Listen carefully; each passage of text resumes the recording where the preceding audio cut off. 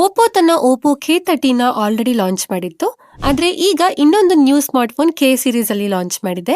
ಇದೇ Oppo K13X. ಇದು ನಿಮ್ಗೆ 12,000ಗೆ ಸಿಗುತ್ತೆ. ಆದ್ರೆ ಈ ಪ್ರೈಸ್ ರೇಂಜ್ ಅಲ್ಲಿ ಈ ಫೋನ್ ಎಷ್ಟು ಚೆನ್ನಾಗಿದೆ, ಇದನ್ನ ತಗೋಬಹುದಾ ಬೇಡವಾ ಎಲ್ಲನೂ ನಾನು ಇವತ್ತಿನ ವಿಡಿಯೋಲಿ ಹೇಳ್ತೀನಿ. ಈ ವಿಡಿಯೋನ ನೀವು ಕೊನೆವರೆಗೂ ನೋಡಿ. ಹಾಗೆ ಈ ಫೋನ್ ನ 3 to 4 ಡೇಸ್ ಇಂದ ನಾನು ಯೂಸ್ ಮಾಡ್ತಾ ಇದ್ದೀನಿ. ಈ ಫೋನ್ ಬಗ್ಗೆ ಇನ್ ಡೆಪ್ತ್ ಆಗಿ ಅರ್ಥ ಮಾಡ್ಕೊಂಡಿದ್ದೀನಿ. ಹಾಗೆ ಈ ಫೋನ್ ಓಪೋ ಅವರೇನು ನಮ್ಗೆ ಕಳ್ಸಿಕೊಟ್ಟಿಲ್ಲ.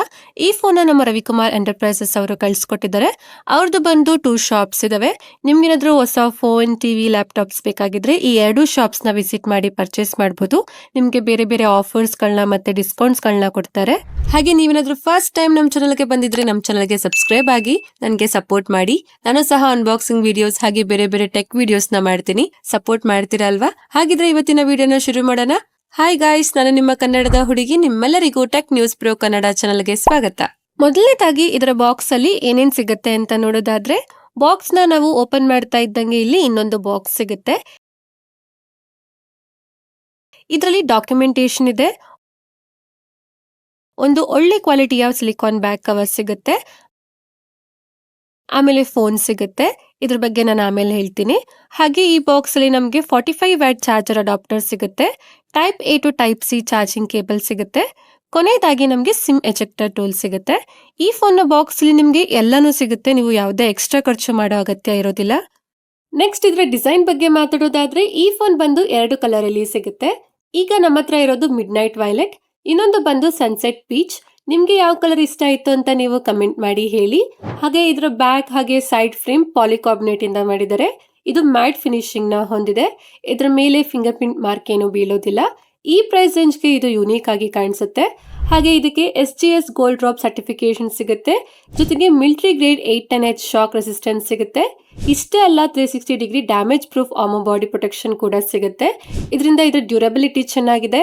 ಕೈಯಿಂದ ಮಿಸ್ ಆಗಿ ಬಿದ್ರೂ ಇದು ಜಾಸ್ತಿ ಡ್ಯಾಮೇಜ್ ಆಗೋದಿಲ್ಲ.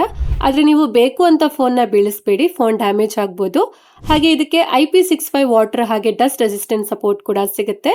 ಇದ್ರ ಮೇಲೆ ಸ್ವಲ್ಪ ನೀರ್ ಬಿದ್ರೂ ಏನೂ ಆಗೋದಿಲ್ಲ. ಆದ್ರೆ ನೀವು ನೀರಲ್ಲಿ ಹಾಕಬೇಡಿ, ಫೋನ್ ಹಾಳಾಗುತ್ತೆ. ಜೊತೆಗೆ ಸ್ಪ್ಲಾಶ್ ಟಚ್ ಸಪೋರ್ಟ್ ಕೂಡ ಸಿಗುತ್ತೆ. ಡಿಸ್ಪ್ಲೇ ಮೇಲೆ ಸ್ವಲ್ಪ ನೀರ್ ಬಿದ್ರೂ ಡಿಸ್ಪ್ಲೇ ವರ್ಕ್ ಆಗುತ್ತೆ. ಓವರ್ ಆಲ್ ಇದರ ಡಿಸೈನ್ ತುಂಬಾ ಚೆನ್ನಾಗಿದೆ. ನೆಕ್ಸ್ಟ್ ಇದರ ವೆಯ್ಟ್ ಬಗ್ಗೆ ಮಾತಾಡೋದಾದ್ರೆ, ಈ ಫೋನ್ 196 ಗ್ರಾಮ್ ವೆಯ್ಟ್ ಇದೆ. ಹಾಗೆ 7.99 ಥಿಕ್ನೆಸ್ ನ ಹೊಂದಿದೆ. ಇದರಲ್ಲಿ 6000 mAh ಬಿಗ್ ಬ್ಯಾಟ್ರಿ ಇದ್ರೂ ಇದು ಜಾಸ್ತಿ ಭಾರ ಇದೆ, ಜಾಸ್ತಿ ದಪ್ಪ ಇದೆ ಅಂತ ಏನು ಫೀಲ್ ಆಗೋದಿಲ್ಲ. ಇನ್ ಹ್ಯಾಂಡ್ ಫೀಲ್ ತುಂಬಾ ಚೆನ್ನಾಗಿದೆ. ನೆಕ್ಸ್ಟ್ ಇದರ ಪೋರ್ಟ್ಸ್ ಹಾಗೂ ಬಟನ್ಸ್ ನ ನೋಡೋದಾದ್ರೆ, ಈ ಫೋನ್ ನ ಕೆಳಗಡೆ ಸ್ಪೀಕರ್ ಸಿಗುತ್ತೆ. USB type C charging port ಇದೆ. ಮೈಕ್ರೋಫೋನ್ ಇದೆ. 3.5 ಹೆಡ್ಫೋನ್ ಜಾಕ್ ಕೂಡ ಸಿಗುತ್ತೆ. ಲೆಫ್ಟ್ ಹ್ಯಾಂಡ್ ಸೈಡ್ ಅಲ್ಲಿ ಸಿಮ್ ಕಾರ್ಡ್ ಟ್ರೇ ಇದೆ. ಇದು ಹೈಬ್ರಿಡ್ ಸಿಮ್ ಕಾರ್ಡ್ ಸ್ಲಾಟ್ ಆಗಿದೆ. ಹಾಗೆ ರೈಟ್ ಹ್ಯಾಂಡ್ ಸೈಡ್ ಅಲ್ಲಿ power on and of button ಇದೆ. ಹಾಗೆ volume up and down button ಸಿಗುತ್ತೆ. ಫೋನ್ ಮೇಲೆ ಏನೂ ಇಲ್ಲ, ಖಾಲಿ ಇದೆ. ಹಾಗೆ ಇದರಲ್ಲಿ ಸಿಂಗಲ್ ಸ್ಪೀಕರ್ ಸಿಗುತ್ತೆ. ಇದರಲ್ಲಿ 300% ಸೌಂಡ್ ನ ಇಡಬಹುದು. ಅಂದ್ರೆ ಇದರ ಸೌಂಡ್ ಕ್ವಾಲಿಟಿ ತುಂಬಾ ಜೋರಾಗಿಲ್ಲ, ಡೀಸೆಂಟ್ ಆಗಿದೆ. ಈ ಪ್ರೈಸ್ ರೇಂಜ್ ಅಲ್ಲಿ ಬೇರೆ ಬ್ರ್ಯಾಂಡ್ಸ್ ಡ್ಯುಯಲ್ ಸ್ಪೀಕರ್ ಕೊಡ್ತಾರೆ. ಇದ್ರಲ್ಲಿನೂ ಕೊಟ್ಟಿದ್ರೆ ಚೆನ್ನಾಗಿರ್ತಾ ಇತ್ತು.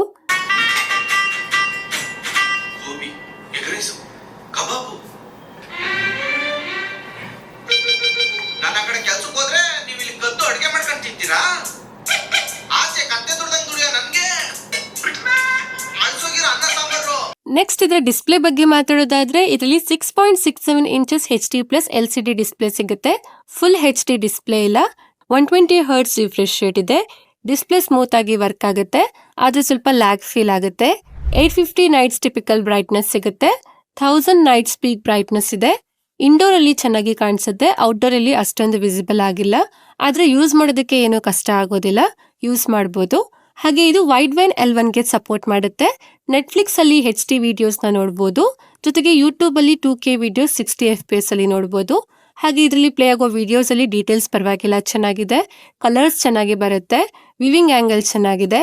ಹಾಗೆ ಇದರಲ್ಲಿ ಪಂಚ್ ಹೋಲ್ ಕ್ಯಾಮೆರಾ ಇದೆ. ವಾಟರ್ ಡ್ರಾಪ್ ಕ್ಯಾಮೆರಾ ಇಲ್ಲ. ಇದರ ಬೆಸಲ್ ಸ್ವಲ್ಪ ಜಾಸ್ತಿ ಇದೆ. ಇದರ ಚಿನ್ ಕೂಡ ಜಾಸ್ತಿ ಇದೆ. ಇದರಲ್ಲಿ side mounted finger print sensor ಸಿಗುತ್ತೆ. ಇದು ಫಾಸ್ಟ್ ಆಗಿ ವರ್ಕ್ ಆಗುತ್ತೆ. ಜೊತೆಗೆ ಇದರ ಹ್ಯಾಪ್ಟಿಕ್ಸ್ ಡೀಸೆಂಟ್ ಆಗಿದೆ, ವೈಬ್ರೇಷನ್ ಫೀಲ್ ಬರೋದಿಲ್ಲ. ಓವರ್ ಆಲ್ ಈ ಪ್ರೈಸ್ ರೇಂಜ್ಗೆ ಇದ್ರ ಡಿಸ್ಪ್ಲೇ ಡೀಸೆಂಟ್ ಆಗಿದೆ. ಇನ್ನು ಬೆಟರ್ ಡಿಸ್ಪ್ಲೇ ಕೊಡಬೇಕಾಗಿತ್ತು. ನೆಕ್ಸ್ಟ್ ಇದರ ಕನೆಕ್ಟಿವಿಟಿ ಬಗ್ಗೆ ಮಾತಾಡೋದಾದ್ರೆ, ಇದರಲ್ಲಿ 9 5G ಬ್ಯಾಂಡ್ ಸಪೋರ್ಟ್ ಸಿಗುತ್ತೆ. ಬ್ಲೂಟೂತ್ 5.4 ಇದೆ. ವೈಫೈ 6 ಸಿಗುತ್ತೆ. ಇದು ವೈಫೈ ಕಾಲಿಂಗು ಕೂಡ ಸಪೋರ್ಟ್ ಮಾಡುತ್ತೆ. ಕಡಿಮೆ ಪ್ರೈಸ್ ರೇಂಜ್ ಅಲ್ಲಿ 5G ಕನೆಕ್ಟಿವಿಟಿ ಚೆನ್ನಾಗಿದೆ. ಕಾಲ್ ಬಂದಾಗ 4Gಗೆ ಏನು ಶಿಫ್ಟ್ ಆಗೋದಿಲ್ಲ. ಇದು ಇಷ್ಟ ಆಯ್ತು ನನಗೆ. ನೆಕ್ಸ್ಟ್ ಇದರ ಪರ್ಫಾರ್ಮೆನ್ಸ್ ಬಗ್ಗೆ ಮಾತಾಡೋದಾದ್ರೆ ಇದರಲ್ಲಿ ಮೀಡಿಯಾಟೆಕ್ ಕಡೆಯಿಂದ ಡೈಮೆನ್ಸಿಟಿ 6300 ಪ್ರೊಸೆಸರ್ ಸಿಗುತ್ತೆ. ಇದರ ಅಂಟುಟು ಸ್ಕೋರ್ 4,23,000 ಪ್ಲಸ್ ಇದೆ. ಇದರ ಅಂಟುಟು ಸ್ಕೋರ್ ತುಂಬಾ ಕಡಿಮೆ ಆಯಿತು, ಇನ್ನೂ ಜಾಸ್ತಿ ಬರಬೇಕಿತ್ತು. ಆದರೆ ಇದರಲ್ಲಿ 79% CPU ಥ್ರಾಟಲ್ ಇದೆ. ಇದು ಜಾಸ್ತಿ ಹೀಟ್ ಆಗೋದಿಲ್ಲ, ಸ್ವಲ್ಪ ವಾರ್ಮ್ ಫೀಲ್ ಆಗುತ್ತೆ. ಹಾಗೆ ಇದರಲ್ಲಿ LPDDR4X ರ್ಯಾಮ್ ಇದೆ. ಹಾಗೆ UFS 2.2 ಸ್ಟೋರೇಜ್ ಸಿಗುತ್ತೆ. ಇದರ UFS ಸ್ಕೋರ್ ಚೆನ್ನಾಗಿದೆ, 63,000 ಪ್ಲಸ್ ಇದೆ. ಹಾಗೆ ಗೇಮಿಂಗ್ ಬಗ್ಗೆ ಮಾತಾಡೋದಾದ್ರೆ ಈ BGMI ಅಲ್ಲಿ ಸ್ಮೂತ್ ಆಪ್ಷನ್ ಅಲ್ಲಿ ಅಲ್ಟ್ರಾ ಸೆಟ್ಟಿಂಗ್ ಅಲ್ಲಿ ಆಡಬಹುದು. ಅಂದ್ರೆ ಇದರಲ್ಲಿ 40 FPS ಗೇಮಿಂಗ್ ಸಪೋರ್ಟ್ ಸಿಗುತ್ತೆ. ಗೇಮಿಂಗ್ ಜಾಸ್ತಿ ಸ್ಮೂತ್ ಆಗಿಲ್ಲ, ಆದ್ರೆ ಗೇಮ್ಸ್ ಆಡುವಾಗ ಫ್ರೇಮ್ ಡ್ರಾಪ್ ಆಗೋದಿಲ್ಲ, ಆದ್ರೆ ಲ್ಯಾಗ್ ಫೀಲ್ ಆಗೋದಿಲ್ಲ, ಸ್ಲೋ ಫೀಲ್ ಆಗುತ್ತೆ. ಮಿಡ್ ಲೆವೆಲ್ ಗೇಮ್ಸ್ ನ ಆಡೋದು ಸ್ವಲ್ಪ ಕಷ್ಟ ಆಗುತ್ತೆ, ಆದ್ರೆ ಲೈಟ್ ಗೇಮ್ಸ್ ನ ಈಸಿಲಿ ಹ್ಯಾಂಡಲ್ ಮಾಡುತ್ತೆ. ಇದರಲ್ಲಿ ಹೆವಿ ಗೇಮಿಂಗ್ ಆಡೋದಕ್ಕೆ ಆಗೋದಿಲ್ಲ, ತುಂಬಾ ಕಷ್ಟ ಆಗುತ್ತೆ. ಓವರ್ ಇದರ ಪರ್ಫಾರ್ಮೆನ್ಸ್ ಡೀಸೆಂಟ್ ಆಗಿದೆ. ಜಾಸ್ತಿ ಗೇಮಿಂಗ್ಗೋಸ್ಕರ ಇದು ಚೆನ್ನಾಗಿಲ್ಲ, ಗೇಮಿಂಗ್ಗೋಸ್ಕರ ಬೇರೆ ಫೋನ್ ನ ತಗೋಬಹುದು. ನೆಕ್ಸ್ಟ್ ಇದರ ಸಾಫ್ಟ್ವೇರ್ ಬಗ್ಗೆ ಮಾತಾಡೋದಾದ್ರೆ ಇದು ಕಲರ್ OS 15 ಅಲ್ಲಿ ವರ್ಕ್ ಆಗುತ್ತೆ. ಆಂಡ್ರಾಯ್ಡ್ 15 ಅಲ್ಲಿ ಬರುತ್ತೆ. ಇದಕ್ಕೆ 2 years ಮೇಜರ್ OS ಅಪ್ಡೇಟ್ ಸಿಗುತ್ತೆ ಮತ್ತೆ 3 years ಸೆಕ್ಯೂರಿಟಿ ಪ್ಯಾಚ್ ಅಪ್ಡೇಟ್ ಸಿಗುತ್ತೆ. ಆದ್ರೆ ಇದರಲ್ಲಿ ಕೆಲವು ಪ್ರೀ ಇನ್ಸ್ಟಾಲ್ಡ್ ಆಪ್ಗಳು ಬರುತ್ತೆ, ಅವುಗಳನ್ನ ಅನ್ಇನ್ಸ್ಟಾಲ್ ಮಾಡಬಹುದು. ಆದ್ರೆ ಈ ಫೋನ್ ಅನಿಮೇಷನ್ ತುಂಬಾ ಚೆನ್ನಾಗಿದೆ, ಸ್ಮೂತ್ ಅನಿಮೇಷನ್ ಸಿಗುತ್ತೆ. ಹಾಗೆ ಸಾಫ್ಟ್ವೇರ್ ಮಾಡರ್ನ್ ಫೀಲ್ ಕೊಡುತ್ತೆ, ಔಟ್ಡೇಟೆಡ್ ಅಂತ ಏನು ಫೀಲ್ ಆಗೋದಿಲ್ಲ. ಹಾಗೆ ಇದರಲ್ಲಿ ಲಾಕ್ ಸ್ಕ್ರೀನ್ ಕಸ್ಟಮೈಸೇಷನ್ ಸಿಗುತ್ತೆ, ಜೊತೆಗೆ ಆಪ್ ಕ್ಲೋನ್, ಆಪ್ ಹೈಡ್ ಅಂತ ಫೀಚರ್ಸ್ಗಳು ಸಿಗುತ್ತೆ. ಹಾಗೆ ಕೆಲವು AI ಫೀಚರ್ಸ್ಗಳು ಕೂಡ ಸಿಗುತ್ತೆ. ನೆಕ್ಸ್ಟ್ ಇದರ ಬ್ಯಾಟರಿ ಲೈಫ್ ಬಗ್ಗೆ ಮಾತಾಡೋದಾದ್ರೆ ಇದರಲ್ಲಿ 6000 mAh ಬಿಗ್ ಬ್ಯಾಟರಿ ಸಿಗುತ್ತೆ. ಇದು 45 ವ್ಯಾಟ್ ಫಾಸ್ಟ್ ಚಾರ್ಜಿಂಗ್ ಗೆ ಸಪೋರ್ಟ್ ಮಾಡುತ್ತೆ. ಇದು ಜಾಸ್ತಿ ಫಾಸ್ಟ್ ಆಗಿ ಚಾರ್ಜ್ ಆಗೋದಿಲ್ಲ, 1 hour 20 minutes ಬೇಕಾಗುತ್ತೆ 0 to 100% ಚಾರ್ಜ್ ಆಗೋದಕ್ಕೆ. ಆದ್ರೆ ಇದರ ಬ್ಯಾಟರಿ ಬ್ಯಾಕಪ್ ನೀವೇನಾದ್ರೂ ಫೋನ್ ನ ಹೆವಿ ಯೂಸ್ ಮಾಡಿದ್ರು 8 to 10 hours plus on screen time ಸಿಗುತ್ತೆ. ಬಜೆಟ್ ಫೋನ್ ಆಗಿದ್ರು ಇದರ ಬ್ಯಾಟರಿ ಪರ್ಫಾರ್ಮೆನ್ಸ್ ಚೆನ್ನಾಗಿದೆ. ನೆಕ್ಸ್ಟ್ ಇದರ ಕ್ಯಾಮೆರಾ ಬಗ್ಗೆ ಮಾತಾಡೋದಾದ್ರೆ ಇದರಲ್ಲಿ ಡ್ಯುಯಲ್ ರೇರ್ ಕ್ಯಾಮೆರಾ ಸೆಟಪ್ ಇದೆ. 50 ಮೆಗಾಪಿಕ್ಸೆಲ್ ಮೇನ್ ಕ್ಯಾಮೆರಾ ಸಿಗುತ್ತೆ, 2 ಮೆಗಾಪಿಕ್ಸೆಲ್ ಡೆಪ್ತ್ ಕ್ಯಾಮೆರಾ ಇದೆ, ಹಾಗೆ 8 ಮೆಗಾಪಿಕ್ಸೆಲ್ ಫ್ರಂಟ್ ಕ್ಯಾಮೆರಾ ಸಿಗುತ್ತೆ. ಇದರ 1x ಹಾಗೆ 2x ಫೋಟೋಸ್ ಅಲ್ಲಿ ಡೀಟೇಲ್ಸ್ ಹಾಗೆ ಕಲರ್ಸ್ ಚೆನ್ನಾಗಿದೆ, ಆದ್ರೆ 1x ಫೋಟೋಸ್ ಡೀಟೇಲ್ಸ್ ಚೆನ್ನಾಗಿದೆ, 2x ಅಲ್ಲಿ ಸ್ವಲ್ಪ ಕಮ್ಮಿ ಆಗುತ್ತೆ. ಇದರಲ್ಲಿ ಸ್ಕಿನ್ ಟೋನ್ ಚೆನ್ನಾಗಿ ಬರುತ್ತೆ, HDR ನ ಚೆನ್ನಾಗಿ ಮ್ಯಾನೇಜ್ ಮಾಡುತ್ತೆ. ಹಾಗೆ ಪೋರ್ಟ್ರೇಟ್ ಫೋಟೋಸ್ ಅಲ್ಲಿ ಡೀಟೇಲ್ಸ್ ಪರವಾಗಿಲ್ಲ ಚೆನ್ನಾಗಿದೆ, ಆದ್ರೆ ಎಡ್ಜ್ ಡಿಟೆಕ್ಷನ್ ಚೆನ್ನಾಗಿಲ್ಲ, ಸರಿಯಾಗಿ ಫೋಕಸ್ ಮಾಡೋದಿಲ್ಲ. ಆದ್ರೆ ಲೈಟ್ ಕಂಟ್ರೋಲ್ ಚೆನ್ನಾಗಿದೆ. ಹಾಗೆ ಸೆಲ್ಫಿ ಫೋಟೋಸ್ ಅಲ್ಲಿ ಡೀಟೇಲ್ಸ್ ಡೀಸೆಂಟ್ ಆಗಿದೆ, ಸ್ಕಿನ್ ಟೋನ್ ಚೆನ್ನಾಗಿದೆ, ಕಲರ್ ಓಕೆ ಚೆನ್ನಾಗಿದೆ. ಸೆಲ್ಫಿ ಪೋರ್ಟ್ರೇಟ್ ಅಲ್ಲಿನೂ ಡೀಟೇಲ್ಸ್ ಡೀಸೆಂಟ್ ಆಗಿದೆ, ಎಡ್ಜ್ ಡಿಟೆಕ್ಷನ್ ಚೆನ್ನಾಗಿಲ್ಲ, ಕಲರ್ಸ್ ಲೈಟ್ ಕಂಟ್ರೋಲ್ ಪರವಾಗಿಲ್ಲ ಚೆನ್ನಾಗಿದೆ. ಹಾಗೆ ಇದರ ಬ್ಯಾಕ್ ಕ್ಯಾಮೆರಾ ಇಂದ 1080p ವಿಡಿಯೋ 60 FPS ಅಲ್ಲಿ ತೆಗಿಬಹುದು. ವಿಡಿಯೋಸ್ ಕ್ವಾಲಿಟಿ ಚೆನ್ನಾಗಿದೆ, ಆದ್ರೆ ಸ್ಟೇಬಲ್ ವಿಡಿಯೋಸ್ ಬರೋದಿಲ್ಲ. ಕಲರ್ಸ್ ಪರವಾಗಿಲ್ಲ. ಹಾಗೆ ಫ್ರಂಟ್ ಕ್ಯಾಮೆರಾ ಇಂದ 1080p ವಿಡಿಯೋಸ್ 30 FPS ಅಲ್ಲಿ ತೆಗಿಬಹುದು. ಇದರಲ್ಲಿನೂ ಡೀಟೇಲ್ಸ್ ಡೀಸೆಂಟ್ ಆಗಿದೆ, ಕಲರ್ಸ್ ಲೈಟ್ ಕಂಟ್ರೋಲ್ ಪರವಾಗಿಲ್ಲ ಚೆನ್ನಾಗಿದೆ. ಓವರ್ ಆಲ್ ಇದರ ಕ್ಯಾಮೆರಾ ಕ್ವಾಲಿಟಿ ಪರವಾಗಿಲ್ಲ ಚೆನ್ನಾಗಿದೆ. ಇದರಿಂದ ತೆಗೆದ ಎಲ್ಲ ವಿಡಿಯೋಸ್ ಹಾಗೆ ಫೋಟೋಸ್ನ ನಾನು ಗೂಗಲ್ ಡ್ರೈವ್ ಅಲ್ಲಿ ಹಾಕಿರ್ತೀನಿ, ನೀವೇ ಹೋಗಿ ಚೆಕ್ ಮಾಡಿ. ಕೊನೆಯದಾಗಿ ಇದರ ಪ್ರೈಸಿಂಗ್ ಬಗ್ಗೆ ಮಾತಾಡೋದಾದ್ರೆ ಈ ಫೋನ್ 3 ವೇರಿಯಂಟ್ ಅಲ್ಲಿ ಸಿಗುತ್ತೆ. 4GB ರ್ಯಾಮ್, 128GB ಸ್ಟೋರೇಜ್, ಇದಕ್ಕೆ 11,999 ಆಗುತ್ತೆ. 6GB ರ್ಯಾಮ್, 128GB ಸ್ಟೋರೇಜ್, ಇದಕ್ಕೆ 12,999 ಆಗುತ್ತೆ. ಹಾಗೆ 8GB ರ್ಯಾಮ್, 128GB ಸ್ಟೋರೇಜ್, ಇದಕ್ಕೆ 14,999 ಆಗುತ್ತೆ. ಹಾಗೆ ನಿಮಗೆ ಇದಕ್ಕೆ 500 ಬ್ಯಾಂಕ್ ಡಿಸ್ಕೌಂಟ್ ಕೂಡ ಸಿಗುತ್ತೆ. ಹಾಗಿದ್ರೆ ಈ ಫೋನ್ ತಗೋಬಹುದಾ ಅಂತಂದ್ರೆ ನನ್ನ ಪ್ರಕಾರ ಈ ಫೋನ್ ತಗೋಬೇಡಿ, ಯಾಕಂದ್ರೆ ಇದರ ಪ್ರೈಸಿಂಗ್ ಸ್ವಲ್ಪ ಜಾಸ್ತಿ ಆಯ್ತು. 12,000ಗೆ ಕೇವಲ 4GB ರ್ಯಾಮ್ ಸಿಗುತ್ತೆ ಅಷ್ಟೇ. ಇದರ ಕ್ಯಾಮ್ರಾ ಕ್ವಾಲಿಟಿ, ಇದರ ಪರ್ಫಾರ್ಮೆನ್ಸ್ ಡೀಸೆಂಟ್ ಆಗಿದೆ, ಆದ್ರೆ ಇದರಲ್ಲಿ 6000 mAh ಬ್ಯಾಟ್ರಿ ಸಿಗುತ್ತೆ. ಇದರ ಬ್ಯಾಟ್ರಿ ಬ್ಯಾಕಪ್ ಕೂಡ ಚೆನ್ನಾಗಿದೆ. ಇದರ 5G ಕನೆಕ್ಟಿವಿಟಿ ಕೂಡ ಚೆನ್ನಾಗಿದೆ. ಇದರ ಡ್ಯೂರಬಿಲಿಟಿ ಚೆನ್ನಾಗಿದೆ.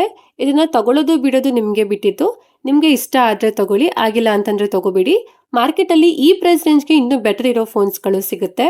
ಇಷ್ಟೇ ಫ್ರೆಂಡ್ಸ್, ಇವತ್ತಿನ ವಿಡಿಯೋಲಿ Oppo K13X ನ ಅನ್ಬಾಕ್ಸಿಂಗ್ ಮಾಡಿ ರಿವ್ಯೂ ಮಾಡಿದ್ದೀನಿ. ಈ ಫೋನ್ ಬಗ್ಗೆ ನಿಮ್ಗೆ ಏನನ್ಸುತ್ತೆ ಅಂತ ಕಮೆಂಟ್ ಮಾಡಿ ಹೇಳಿ. ಹಾಗೆ ಈ ವಿಡಿಯೋ ಇಷ್ಟ ಆದ್ರೆ ಲೈಕ್ ಮಾಡಿ, ನಮ್ಮ ಚಾನಲ್ಗೆ ಸಬ್ಸ್ಕ್ರೈಬ್ ಆಗಿ ನನಗೆ ಸಪೋರ್ಟ್ ಮಾಡಿ, ನಿಮ್ಮ ಫ್ರೆಂಡ್ಸ್ ಹಾಗೆ ಫ್ಯಾಮಿಲಿ ಅವ್ರಿಗೆ ಶೇರ್ ಮಾಡಿ. ಧನ್ಯವಾದಗಳು. Thank you for watching. Next video ಸಿಗೋಣ, ಅಲ್ಲಿವರೆಗೂ ಕಾಯ್ತಾ ಇರಿ. ಬೈ ಬಾಯ್.